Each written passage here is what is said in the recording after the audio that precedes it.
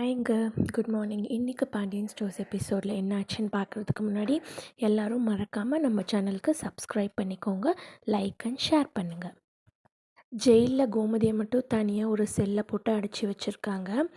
அவங்க பசங்க புருஷன்லாம் வேறு இடத்துல இருக்காங்க போல்.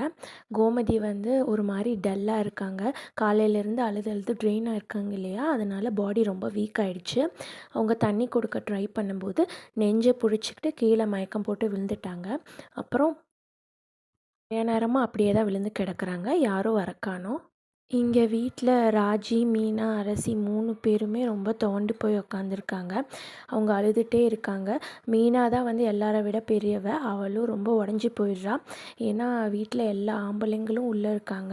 இவங்க 3 பேர் மட்டும்தான் வெளியே இருக்காங்க. நெக்ஸ்ட் என்ன பண்ண போகிறோம், யார் ஹெல்ப் பண்ண வருவா அப்படின்னு சொல்லி ஒன்றுமே புரியாமல் மீனா குழம்பி போய் உக்காந்துருக்கா.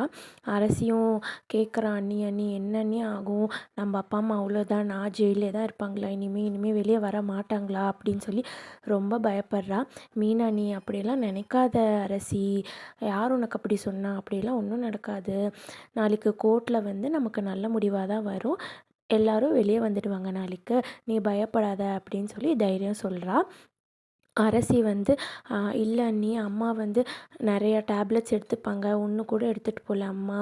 டேப்லெட்ஸ் இல்லைன்னா அம்மா உடம்புக்கு ஏதோ ஆகிடுமோ, அண்ணனுங்க அப்பாலாம் என்ன என்ன ஆவாருன்னே தெரியல, அம்மாவுக்கு உடம்பு ஏதோ ஆயிடுச்சுன்னா நாங்கள்லாம் என்ன பண்ணுறதுன்னு சொல்லி அலற அரசி. 2 அண்ணிங்களும் தைரியம் சொல்கிறாங்க, ராஜியும் மீனாவும் அரசிக்கு. அப்படியெல்லாம் ஒன்றும் நடக்காது அரசி, நீ ஏன் எதையோ கற்பனை பண்ணி அழுது உடம்ப கெடுத்துக்காத, அப்புறம் உனக்கு தான் எதுவும் ஆகிடும் அப்படின்னு சொல்லி 2 பேருமே அவளை தேத்துறாங்க. அவங்களுக்கு தான் கஷ்டமாக இருக்குது, ஆனால் அவங்க வெளியே காட்டிக்கல. அரசி சின்ன பொண்ணு இல்லையா, அதனால் அவளுக்கு தைரியம் சொல்லிகிட்ருக்காங்க 2 பேரும். அப்போது கரெக்டாக அவங்க சின்ன மாமாக்காரன் வந்துடுறான். பரவாயில்லங்க, என்ன தான் பகையாக இருந்தாலும் இந்த குடும்பம் ஒரு கஷ்டத்தில் இருக்குங்கிறம்போது எதிர் வீட்டுக்காரங்க உங்களுக்கு ரொம்ப உறுதுணையாக ஆறுதலாக பக்கபலமாக இருக்காங்க. அவங்க மட்டும் இல்லைன்னா இவங்க 3 பேரும் என்ன ஆவாங்கன்னே தெரியலங்க. அவங்க சின்ன மாமாவும் பரவாயில்ல, ஜென்டில்மேனுங்க.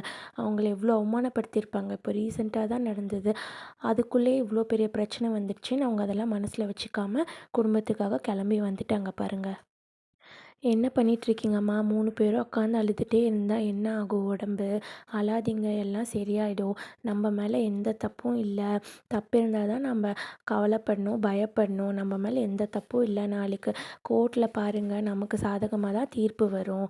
சாதகமாக தீர்ப்பு எல்லோரும் வெளியே வந்துடுவாங்க. நாளைக்கு காலையில் குடும்பத்தோடு தான் நம்ம சாப்பிடுவோம், நீ வேணால் பார்த்துட்டே இரு அப்படின்னு சின்ன மாமங்காரன் தேத்துறான் எல்லாரையும். வாங்க எல்லோரும் சாப்பிடலாம் அப்படின்னு கூப்பிட்றான். அப்போது ராஜி, மீனா, அரசி எல்லோரும் எனக்கு வேணாம் வேணான்னு சொல்லிட்டு இருக்காங்க.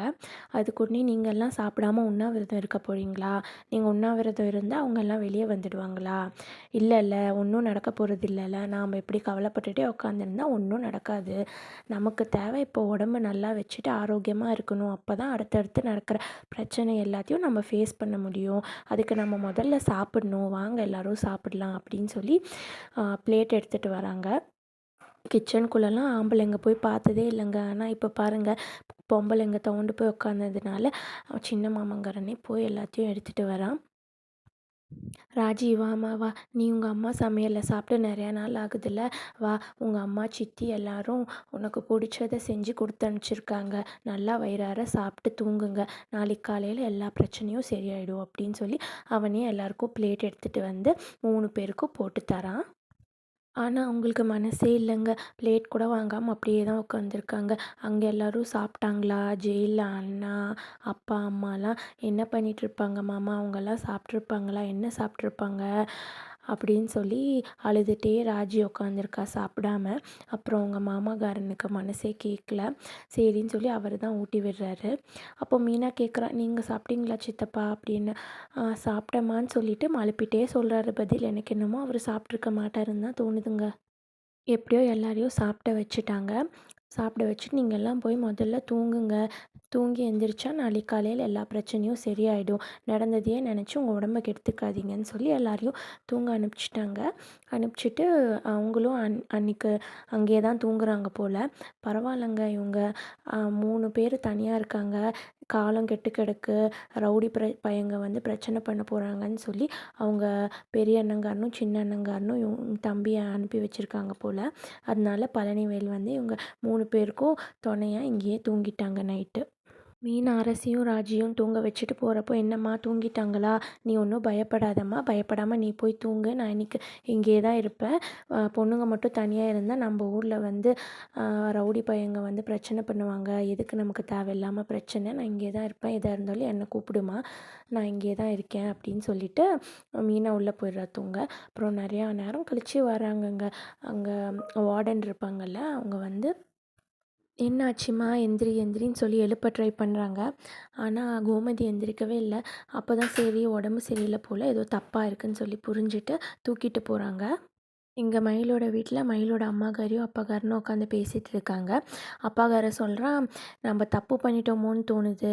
போலீஸ் ஸ்டேஷன் போயிருக்க வேணாம். நீயும் அந்த டைவோர்ஸ் நோட்டீஸ் வந்ததும் ரொம்ப அவசரப்பட்டு என்னை இழுத்துட்டு போனேன். நான் எங்கே அவங்க வீட்டுக்கு தான் கூட்டிகிட்டு போகிறேன்னு நினச்சிட்டு தான் நான் கூட வந்தேன். பார்த்தா நீ பாட்டுக்கு ஸ்ட்ரெயிட்டாக போலீஸ் ஸ்டேஷன் கூட்டிகிட்டு போயிட்ட. அங்கே போய் இல்லாததையும் பொல்லாததையும் சொல்லி அவ்வளோ கேஸ் கொடுத்து அவங்கள உள்ளே தூக்கி வைக்கிற அளவுக்கு போயிட்டோம். நாம் அப்படி பண்ணியிருக்கக்கூடாதோன்னு எனக்கு தோணுது அப்படின்னு சொல்லி அவங்க அப்பாக்காரன் சொல்கிறான். பாருங்கள், எல்லாத்தையும் செஞ்சு முடிச்சுட்டு இப்போது கடைசியாக உட்காந்து ஃபீல் பண்ணுறாங்க. இப்போவாச்சும் அட்லீஸ்ட் தோணுது அவங்களுக்கு அவங்க பண்ணது தப்புன்னு. அப்போ கூட அவங்க அம்மாக்காரி விடுறாளா, நீ என்னையா இப்படி பேசுகிற? அவங்க நம்மளை படுத்தின பாடுக்கு இது அவங்களுக்கு தேவை தான். வேறு வழி இல்லை நமக்கு. நாம் இவ்வளோ தடவை போய் அவங்கக்கிட்ட கெஞ்சினோம். என் பொண்ணை ஏற்றுக்கோங்க ஏற்றுக்கோங்க, உட்காந்து பேசலாம், நடந்தது நடந்துருச்சுன்னு சொல்லி கேட்டோம். அவங்க தான் வீம்பு பிடிச்சாங்க. இன்னைக்கு காலையில் மறந்துட்டியா? அவளை வெளியே நிறுத்தி அந்த பாடுபடுத்துனாங்க, உள்ளார ஏற்றுனாங்களா? எவ்வளோ நல்லா பார்த்துக்கிட்டா நம்ம பொண்ணு அவங்கள. அப்படி ஆசாசியாக பார்த்துக்கிட்டா. அவள் அந்த வீட்டில் இருக்கிற எல்லாரையும் வரிச்சு வரிச்சு கொட்டினா. அவங்க அதெல்லாம் மறந்துட்டு அவளை வீட்டில் ஏற்றுனாங்களா? வெளியே கழுத்தை பிடிச்சி தள்ளினாங்க தானே. நீ என்ன அவங்களுக்கு வக்காலத்து வாங்கிட்டு இருக்க? நமக்கு வேற வழி இல்லை, இதை விட்டா நம்ம பொண்ணு வாழ்க்கையை காப்பாற்றுறதுக்கு இதுதான் ஒரே வழி அப்படின்னு சொல்லி அம்மாகாரி சொல்கிறா. இல்லை பாக்கியம், நீயே சொல்லு. நம்மக்கிட்ட யாரோ கேஸ் கொடுத்தாங்க நம்ம மேலேன்னா நம்ம அவங்க கிட்ட திரும்ப போய் பேசுவோமா, இல்லை பச்சை தண்ணி தான் வாங்கி குடிப்போமா? இதெல்லாம் பண்ணால் திரும்ப அவங்க வந்து நம்ம பொண்ணை கூட்டிகிட்டு போவாங்கன்னு எப்படி எதிர்பார்க்குற? இதை பாரியா, நான் கணக்கு போட்டு தான் எல்லாம் பண்ணுறேன். எனக்கு தெரியும். நீ வந்து வாயை மூடிட்டு சும்மா இரு. நீ இப்போ பேசுன மாதிரி உன் பொண்ணு முன்னாடி பேசி வைக்காத. நம்ம பண்ணுறது தப்பு கிப்புன்னு. அவள் ஆல்ரெடி குழம்பி போயிருக்கா. நீ வாயை வச்சு சும்மா இல்லாமல் நம்ம பண்ணுறது தப்புமா அப்படின்னு சொல்லி வச்சிடாத. உடனே அவள் வந்து எல்லாத்தையும் குட்டையை குழப்பி விட்டுருவா. அவ்வளோதான். அப்போ நாம் 2 பேரும் தான் உள்ளே போய் உட்காரணும் அப்படின்னு சொல்லி உங்கள் அம்மாகாரி கத்துறா. இல்லைம்மா, நான் வாயே திறக்கல, வாயை மூடிக்கிறேன் அப்படின்னு அவங்க அப்பாக்காரன் சொல்லிடுறான். மயில் வந்து கரெக்டாக வெளியே வரா. என்னம்மா மயில், தூங்கலையா? எவ்வளோ நாள் ஆச்சு நீ தூங்கி? தூங்காமல் என்னம்மா பண்ணிகிட்ருக்க இந்நேரத்துக்குன்னு சொல்லிட்டு அம்மாக்காரி கேட்குறா. போய் தூங்குமா, அப்போ தான் நாளைக்கு காலங்காத்தால எழுந்திரிச்சு கோர்ட்டுக்கு போகிற வேலை இருக்குல்ல அப்படின்னு சொல்கிறா. அவ ரொம்ப துவண்டு போயிருக்கா. அம்மா என்னை என் புகுந்த வீட்டில் வந்து கூட்டிகிட்டு போயிடுவாங்களான்னு சொல்லி அழுதுகிட்டே கேட்குறா. கூட்டிகிட்டு போயிடுவாங்கம்மா, சீக்கிரம் எல்லாத்துக்கும் முடிவு கிடச்சிடுன்னு சொல்லி திரும்ப அவங்க அம்மாக்காரி ஃபால்ஸ் ஹோப் கொடுக்குறா. உண்மையெல்லாம் தெரியறதுக்கு முன்னாடி என்னை அவ்வளோ நல்லா பார்த்துக்கிட்டாங்கம்மா. குழந்த உண்டாயிருக்கேன்னு சொல்கிறப்போ தங்க தாம்பாளத்தில் வச்சு அப்படி தாங்குனாங்க. எல்லா பிரச்சனையும் இந்த பொய்யினால தாம்மா வந்துச்சு. பேசாமல் இந்த பொய்யெல்லாம் சொல்லாமல் உண்மையே சொல்லி கல்யாணம் பண்ணியிருக்கலாம்லம்மா. அவங்களுக்கு என்னோடய படிப்பு வயசெல்லாம் ஒரு பிரச்சனையே இல்லைம்மா. பொய் சொன்னது தாம்மா பிரச்சனை. நடந்ததெல்லாம் முன்னாடி போய் மாற்ற முடிஞ்சால் எவ்வளோ நல்லா இருக்கும்லம்மா அப்படின்னு அழுதுகிட்டே கேட்குறா. ஆமாம், நல்லா தான் இருக்கும். ஆனால் என்ன பண்ணுறது, அதெல்லாம் ஒன்றும் மாற்ற முடியாது அப்படின்னு அவங்க அம்மாக்காரி சொல்கிறா. அம்மா, இந்நேரத்துக்கு எல்லாரும் வீட்டுக்கு போயிருப்பாங்களா, என்ன பண்ணிகிட்ருப்பாங்கன்னு சொல்லி ஒன்றுமே தெரியாத பாப்பா மாதிரி கேட்குறா. அவங்க அம்மாக்காரி இருந்துட்டு, இல்லைம்மா, நாளைக்கு கோர்ட்டில் என்ன முடிவுன்னு பார்த்துட்டு தாம்மா சொல்லுவாங்க அப்படின்னு சொல்லிட்டு, எங்களால் முடிஞ்சதெல்லாம் பண்ணி உனக்கு கல்யாணம் பண்ணி உன்னை கரை சேர்த்துட்டோம். இப்போ கூட உன் வாழ்க்கைய சரி பண்ணணுன்னு தான் எங்களால முடிஞ்ச வழியிலலாம் முயற்சி பண்ணிகிட்ருக்கோம். எல்லாம் உனக்காக தான் மயிலு இவ்வளோ கஷ்டப்பட்டுட்ருக்கோம். அது நீ கொஞ்சமாச்சும் புரிஞ்சிக்கோ. இப்போ கூட பாரு, நீ அவங்கள நினச்சி கவலைப்பட்டுட்ருக்க. ஆனா அவங்களுக்கு கொஞ்சமாச்சும் உன் மேல அக்கறை இருக்கா? இதெல்லாம் மனசில வச்சுக்கோ மயிலு. யார் உனக்கு நல்லது நினைக்கிறா? நீ நல்லா இருக்கணும்னு நினைக்கிறான்னு சொல்லி மனசில வச்சுட்டு எதா இருந்தாலும் பண்ணு. நாளைக்கு கோர்ட்ல பார்க்குறேன் நீ என்ன பண்ணுறன்னு சொல்லிட்டு அவங்க அம்மாகாரி மிரட்டுறா. மிரட்டிட்டு சரி வா தூங்க போலாம். நாளைக்கு கோர்ட்ல போணும், சீக்கிரமா எந்திரிக்கணும் அப்படின்னு சொல்லி கூட்டிட்டு போயிடுறா. அப்போ கூட அவங்க அப்பா மனசுக்கு நெருடலாவே தாங்க இருக்கு. என்னடா பொண்ணு வாழ்க்கை இப்படி ஆயிடுச்சு. நம்ம கரெக்டான வழியில தான் போயிட்டுருக்கோமோன்னு சொல்லி அவன் டவுட்லேயே தான் இருக்கான். இங்க பார்த்தீங்கன்னா அண்ணங்காரர், தம்பிக்காரர் 2 பேருமே உட்காந்து பாண்டிய வீட்டையே பார்த்துட்டு இருக்காங்க. பேசாம அந்த 3 பொம்பள புள்ளைங்களையும் நம்ம வீட்டுக்கே கூட்டிட்டு வந்திருக்கலாம்ல, நைட்டு தூங்குறதுக்கு. அங்க விட்டது தப்போ? அப்படின்னு சொல்லி அண்ணங்காரன் கேட்குறான். இல்ல அண்ணன் விடுங்க. அங்க தான் பழனிய அனுப்பியிருக்கோம்ல. எதா இருந்தாலும் நாம எதிர்லயே தானே இருக்கோம். அப்பப்ப போய் பார்த்துட்டு வந்துடலாம் ஒரு எட்டு அப்படின்னு சொல்லி தம்பிக்காரன் சொல்றான். போய் இந்த ஃப்ராடு குடும்பத்தில போய் பொண்ணு எடுத்து இப்போ குடும்பத்தோட ஜெயில்ல உட்காந்துருக்கான் அந்த பாண்டியன். அவனுக்கு கொஞ்சம் கூட கூறு இல்ல. இதுக்கு பேசாம அந்த சரவணன் பையன் கல்யாணம் பண்ணாமலே இருந்திருக்கலான்னு அப்படின்னு சொல்லிட்டு புலம்பிட்டு இருக்கான் தம்பிக்காரன். குமாரும் வந்துடுறான். நீங்க 2 பேரும் உட்காந்து என்ன பண்ணிட்டுருக்கீங்க? பாருங்க மிட் நைட் ஆயிடுச்சு. வாங்க தூங்க போலான்னு கூப்பிடுறான். எப்படிடா தூங்குறது? மனசே சரியில்லன்னு சொல்லிட்டு தம்பிக்காரன் சொல்றான். நீங்க வேற ஏன்பா உள்ளார அப்பத்தா, பெரியம்மா, அம்மா எல்லாரும் இதே தான் சொல்லிட்டு உட்காந்துருக்காங்க இன்னும் தூங்காம. பொண்ணோட பிறந்த நாளுக்கு விஷ் பண்ணுறேன்னு சொல்லி அவங்க அப்பங்காரன் நம்ம வீட்டில் வந்து ஒளிஞ்சான்ல. அப்போவே எனக்கு டவுட் வந்துச்சு அவங்க குடும்பத்தில் பற்றி. சரியான பித்தலாட்டம் ஃப்ராடு குடும்பமாக இருக்கும் போல் அப்படின்னு சொல்லி குமாரும் சொல்கிறான். ஆமாண்டா, ஊரில் இருக்கிற எல்லா கேஸும் உங்கள் மேலே எடுத்து போடலாம் போல். அவ்வளோ பொய் சொல்லி பித்தலாட்டம் பண்ணி ஃப்ராடுத்தனம் பண்ணிகிட்ருக்காங்க. தினசரி அவங்க வேலையே அதான்டா. ஊருக்குள்ளே விசாரிச்சா நாறுது. அவ்வளோ கேவலமான குடும்பமாக இருக்காங்கன்னு சொல்லி தம்பிக்காரன் சொல்லிகிட்ருக்கான். நான் கூட பணம் காசு தான் இல்லைன்னு நெனச்சேன். இப்போ பார்த்தா பெரிய ஃப்ராடு குடும்பமாக இருக்கும் போலன்னு சொல்லி தம்பிக்காரன் புலம்பிகிட்ருக்கான். அப்புறம் இருந்துட்டு அவன் அண்ணன் இதெல்லாம் அவங்களா செய்கிற மாரி எனக்கு தோணல. யாரோ பின்னாடி இருந்து தான் தூண்டி விடுறாங்கன்னு சொல்கிறான். அண்ணங்காரன் இருந்துட்டு இல்ல ஏதோ பொண்ணு வாழ்க்கைய சரி பண்ணுறேன்னு சொல்லி அவங்களா ஏதோ குருட்டாம்போக்கில் ஏதோ பண்ணிகிட்ருக்காங்க அப்படின்னு சொல்லி அண்ணங்காரன் சொல்கிறான். அவங்களுக்கு தெரியாது இல்லையா? மயிலோட அம்மாகாரி எவ்வளோ பெரிய ஃப்ராடு, பஜாரி பொம்பளைன்னு யாருக்கும் தெரியாது இல்லையா? அதுதான் யாரோ தூண்டி விட்டு இவங்க செய்கிறாங்க. சுய புத்தி இல்லைன்னு நினச்சிட்டு இருக்காங்க. இந்த குமாரோட புத்தி போகுமா பாருங்க. இப்போவும் அவன் என்ன ஐடியா குடுக்குறான்னா, பெரியப்பா பேசாம நைட்டோட நைட்டா நான் பூந்து தூக்கிட்டுமா அந்த குடும்பத்தையேன்னு சொல்லி கேட்குறான். அவங்க அப்பங்காரனும் சரிடான்னு சொல்லி சப்போர்ட் பண்ணுறான். அண்ணங்காரன் ஜென்யூனான ஆள் இல்லையா? இல்ல வேணாம். நம்ம பிரச்சனைய சரி பண்ணுறோன்னு சொல்லிட்டு நாமளே பூந்து பெருசு பண்ண வேணாம். அப்புறம் திரும்ப நம்ம மேலே கேஸ் குடுத்துட்டா இன்னும் பிரச்சனை பெருசாயிடும். ஆமா நீங்க சொல்கிறதும் கரெக்டு தான். அதே ஒரு லூசு குடும்பம். எப்போ என்ன பண்ணுன்னே தெரியாதுன்னு சொல்லி 2 பேரும் பேசிட்டு இருக்காங்க. நாளைக்கு கோர்ட்டு தான் கேஸுக்கு வருதுல்ல. நாம்பளும் பெரிய வக்கீலா தானே பார்த்து போட்டிருக்கோம். அங்கே பார்த்துக்கலாம். வேறெல்லாம் குறுக்கு வழியிலலாம் யோசிச்சு நாமளே பிரச்சனைய பெருசு பண்ண வேணான்னு சொல்லி அண்ணங்காரன் சொல்கிறான் தம்பிக்கிட்ட. இப்போ இவங்க என்னென்னலாம் பண்ண காத்திருக்காங்களோ தெரியல. குமார் சொல்கிற பேச்ச எப்போ கேட்டிருக்கான். பார்க்கலாம் என்ன பண்ணுறான்னு.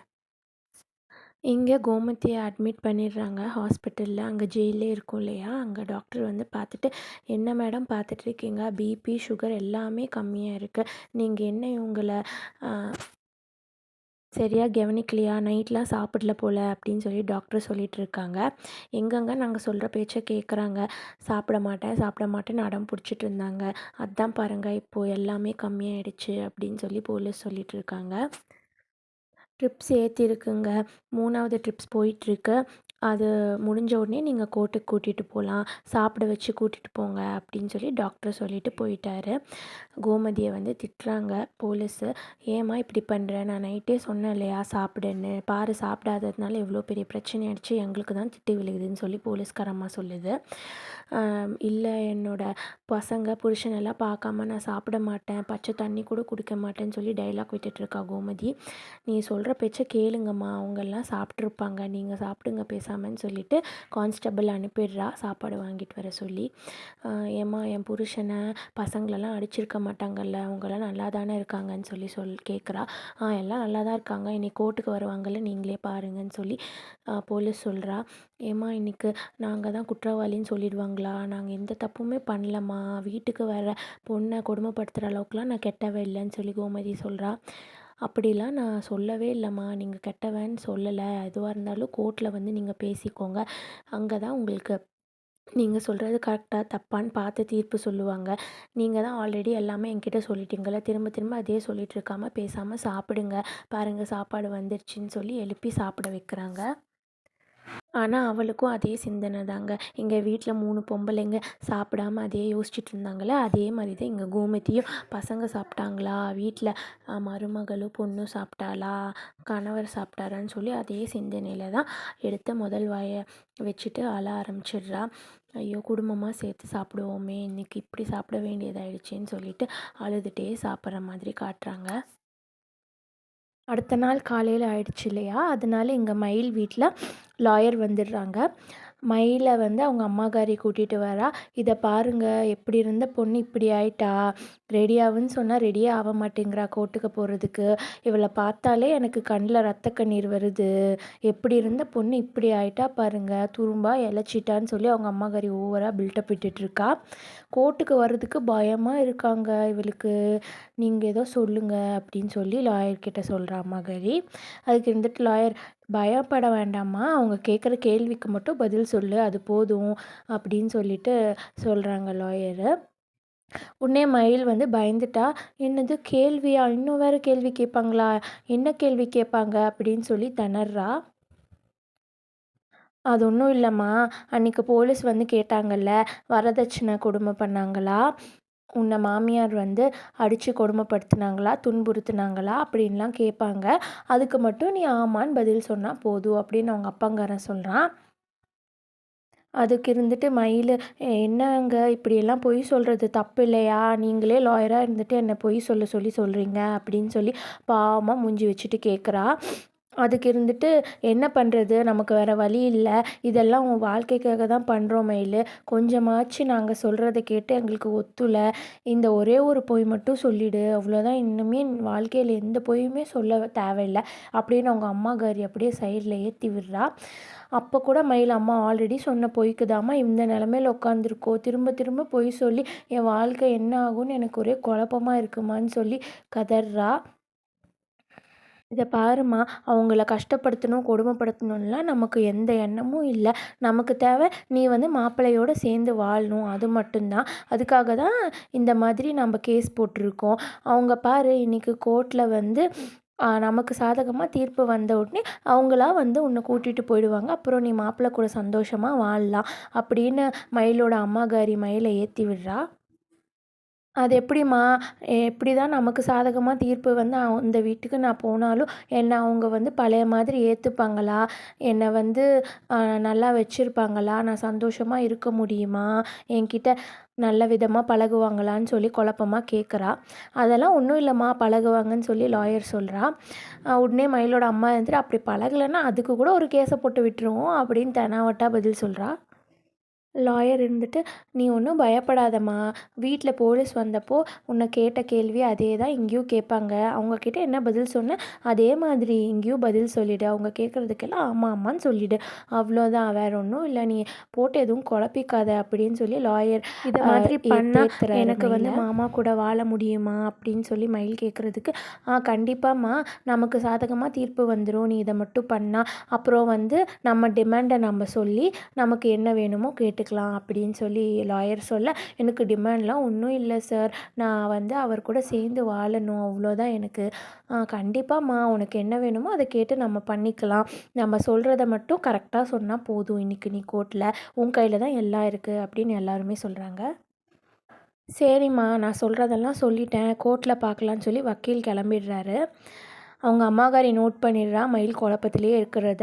அவங்க அம்மாக்காரியும் சொல்கிறா, இதை பாரு மயில், உன் கையில் தான் எல்லாம் இருக்குது, நாங்கள் சொல்கிறத அப்படியே செய், நீ பாட்டுக்கு எதுவும் குழப்பி வச்சிடாத, அப்புறம் அவ்வளோதான், நானும் உங்கள் அப்பாவும் ஜெயிலில் உட்காந்துருப்போம். உன் கையில் தான் எல்லாம் இருக்கு நான் மயிலு. சொல்கிற மாதிரி செஞ்சுட்டு உன்னை மயிலு, நம்பி வாழ்க்கை தான் நல்லா அம்மாவும் இருக்கும், நீ அப்பாவும் இவ்வளோ இவ்வளோ பாரு பெரிய மயிலு, காரியத்தில் நமக்கு இவங்களை சந்தோஷமா தூக்கி வாழு வச்சு சொல்லி உங்களை தண்ணி என்னமோ பெரிய ஒன்றுமே இல்லை, சாதனை நமக்கு என்ன பண்ணுற தேவை, மாதிரி நீயும் மாப்பிள்ளையும் பேசிட்டு சந்தோஷமா இருக்காங்க வாழணும். அம்மாவும். இப்போ அதுக்கு கூட தான் நாங்கள் திருந்துங்க, இப்போ கூட கடைசி முயற்சியாக இதை தப்பான பண்ணிட்டு இருக்கோம். வழியில் மயிலு குழப்பத்தை மனசில் வச்சுட்டு அம்மா இருக்கா. சொன்ன மாதிரி நீ அவள் வந்து கேட்கணும். எந்த எனக்கு முடிவும் கோர்ட்டில் இன்னும் புரியுதா? தெளிவாக எதையும் வந்து நீ சொதப்பி காட்டல. வைக்காத. பார்க்கலாம் எப்படி உனக்கு தான் செய்யலாம் வந்து முடியும். மாப்பிள்ளையை அப்பவே நான் கை இதோட சொல்லி சொல்லிட்டு எவ்வளவோ சொன்னேன். உனக்கு தான் அந்த திறமை இல்லை, நான் அதனால தான் இங்கே வந்து நிற்கிறோம். இதையாச்சும் உருப்படியாக செய்யுன்னு சொல்லி அவங்க அம்மா காரி திட்டுறா மயில.